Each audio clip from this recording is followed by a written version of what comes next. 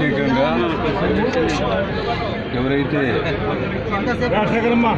Telugu Desam leaders ఉన్నారో, important వ్యక్తులు ఉన్నారో వారందరితో పరిచయ కార్యకర్తలు పరిచయం చేసుకోవాలని చెప్పే ఉద్దేశంతో ఇక్కడ రావడం జరిగింది.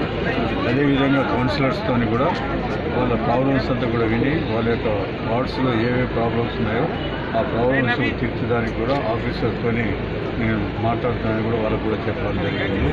ఇదే కాకుండా ముఖ్యంగా చెప్పడం ఏంటంటే ఈరోజు ఒక జగన్ నమ్ముకొని జగన్ ఎప్పుడు కోర్టుకు పోతాడో, ఏ టైంలో ఉంటాడో తెలియదు.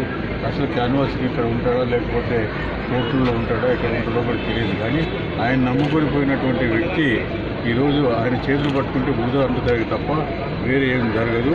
కాబట్టి మా దగ్గర మరి అన్నీ నేర్చుకున్నటువంటి శిల్పమోహన్ రెడ్డి గారు ఈరోజు అక్కడ పోయి ఏం సాధిస్తాడో మాకు అర్థం కావట్లేదు.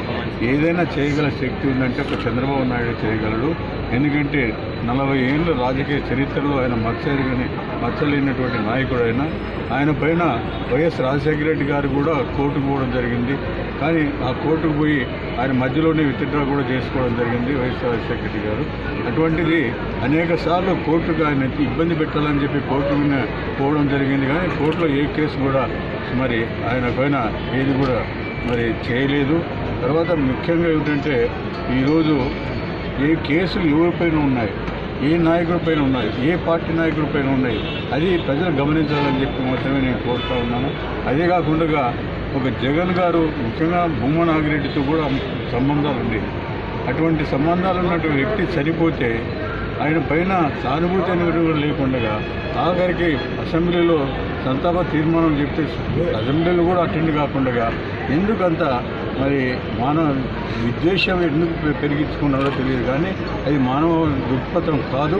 తప్పనిసరిగా ఈరోజు పోటీ చేస్తున్నటువంటి శిల్పమోహన్ రెడ్డి గారు కూడా ఈ విషయంలో ఆలోచన చేయాలి. ఎందుకంటే చంద్రబాబు నాయుడు ఒక రాజకీయ విలువలు గల ఒక నాయకుడు, మంచి నాయకుడు.